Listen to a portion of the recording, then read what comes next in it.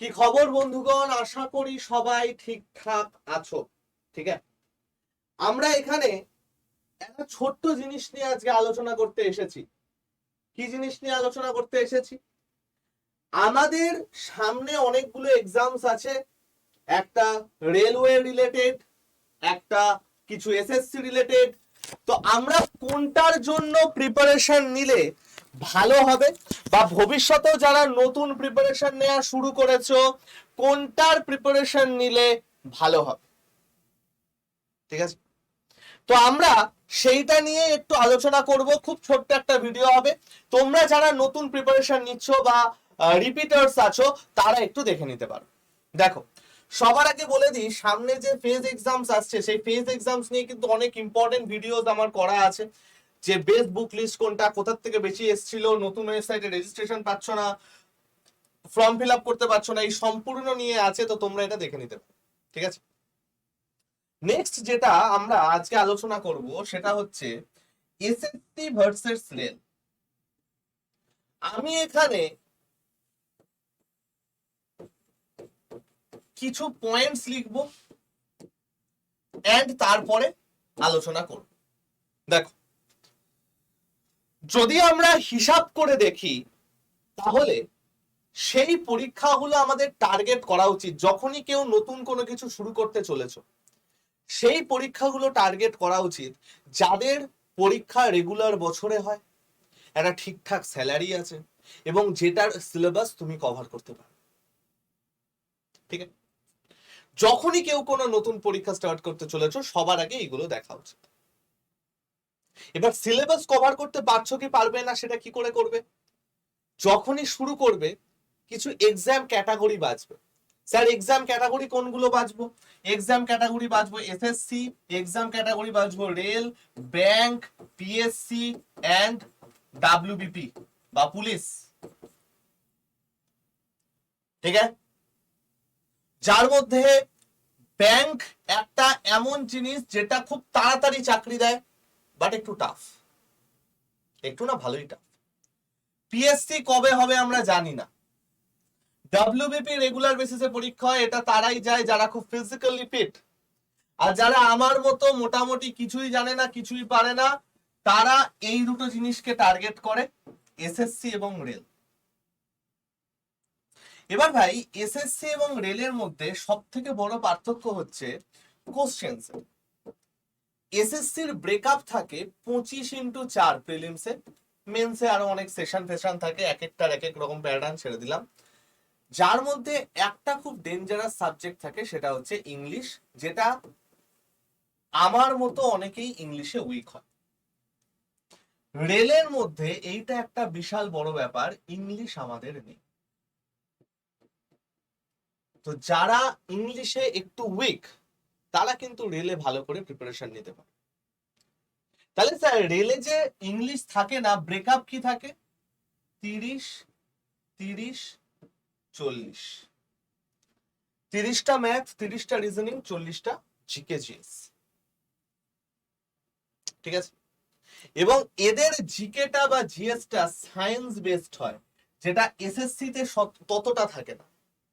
এসএসসির যদি আমি জিকে পার্টটাকে ব্রেক করি তাহলে সব থেকে বেশি আসে হিস্ট্রির থেকে, তারপরে আসে পলিটির থেকে, তারপরে আসে জিওগ্রাফির থেকে, তারপরে আসে সায়েন্স থেকে, তারপরে আসে কারেন্ট অ্যাফেয়ার্স থেকে, তারপরে আসে স্ট্যাটিক জিকে থেকে, এন্ড একদম লাস্টে আসে ইকো থেকে। হিস্ট্রি আর পলিটি মিলিয়ে 25টার মধ্যে 10 থেকে 12টা প্রশ্ন থাকে, 50%-এর কাছাকাছি কোশ্চেন এই হিস্ট্রি এবং পলিটি মিলে তোমার চলে আসবে। কারেন্ট অ্যাফেয়ার স্ট্যাটিক জিকে মিলিয়ে 8টা মতো কোশ্চেন থাকে, 3টা থেকে 4টে কোশ্চেন থাকে স্ট্যাটিক জিকে এবং কারেন্ট অ্যাফেয়ার্স এর উপর, ডিপেন্ড করে অবশ্যই। স্ট্যাটিক জিকের মধ্যে আমি কোন কোনগুলো বলছি? স্ট্যাটিক জিকের মধ্যে আমরা বলছি হচ্ছে মিউজিক, ঘরানাজ, আর্ট অ্যান্ড কালচার, এগুলো। সায়েন্স এইটার থেকে একটা দুটো প্রশ্ন বায়োলজির থেকে বেশি আসে, জিওগ্রাফির থেকে এরকম দুটো তিনটে মতো, ইকো থেকে খুব ভাগ্য খারাপ থাকলে কোশ্চেন দেয়, ঠিক আছে? কিন্তু এইখানে সায়েন্স থেকে কিন্তু একটা ভালো টাইপের কোশ্চেন আসে। এসএসসির কারেন্ট অ্যাফেয়ার্স আমাদের ওল্ড অ্যাফেয়ার্স এর কাছাকাছি দেয়, মানে ধরো তুমি 2024-এ যদি পরীক্ষা দাও 2022-এর কোশ্চেনও দিতে পারে। গতবার এনটিপিসি সিবিটি 2 2022-এ যে পরীক্ষাটা হয়েছিল কারেন্ট অ্যাফেয়ার্স এর নামে যেটা দিয়েছিল সেটা 2018-19 সাল থেকে। কারেন্ট অ্যাফেয়ার্স কে ধরার কোনো মানে হয় না, ওটা ডিপেন্ড করছে। বাকি আর কি আছে, এসএসসির পরীক্ষা রেগুলার ইয়ারে হয়, রেগুলার ইয়ার। বছরের প্রথমে আমাদের ক্যালেন্ডার প্রকাশ হয় এবং সেই হিসাবে প্রত্যেক বছর বছর আমাদের পরীক্ষা চলে আসে। ঠিক আছে, 4টে পরীক্ষা ফিক্স থাকে, সিএইচএসএল, সিজিএল, এমটিএস, জিডি। এর সাথে সিপিও থাকে, ফেজ এক্সামস থাকে, সিডিএস থাকে যারা ডিফেন্স দাও, স্টেনোগ্রাফি থাকে, গ্রুপ ডি থাকে, যেটা প্রত্যেক বছর বছর আসে।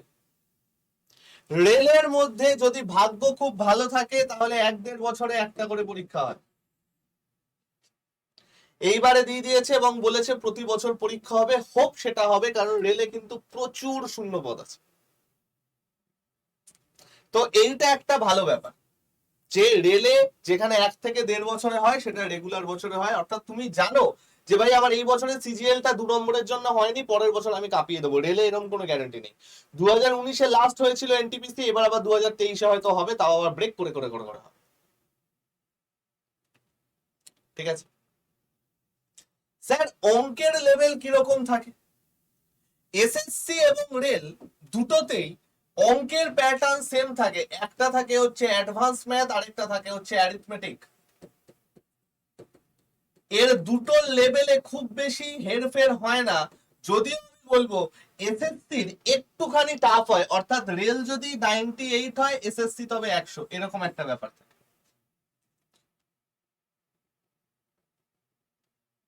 ঠিক আছে, রিজনিং দুটোরই সোজা হয়।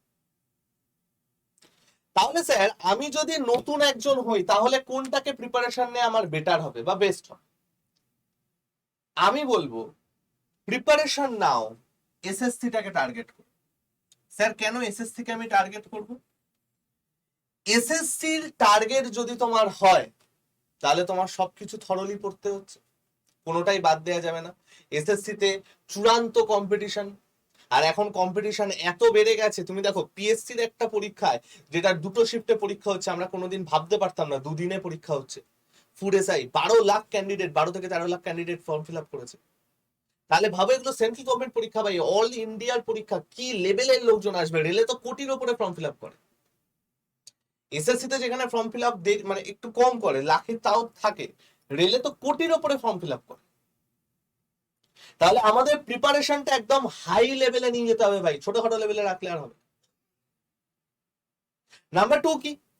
নাম্বার 2 হচ্ছে এসএসসির প্রিপারেশন নিলে তোমার অটোমেটিক্যালি রেল হয়ে যাবে। কেন?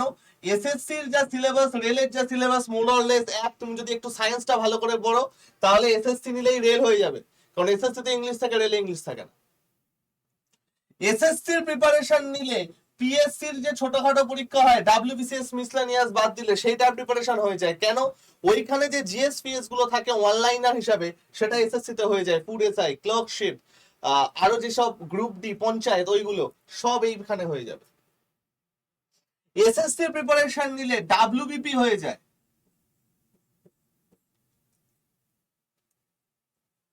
এসএসসির ম্যাথ যদি কেউ করে নেয়, ডাব্লিউবিসিএস এর ম্যাথ হয়ে যাবে মেন্স লেভেল অবধি।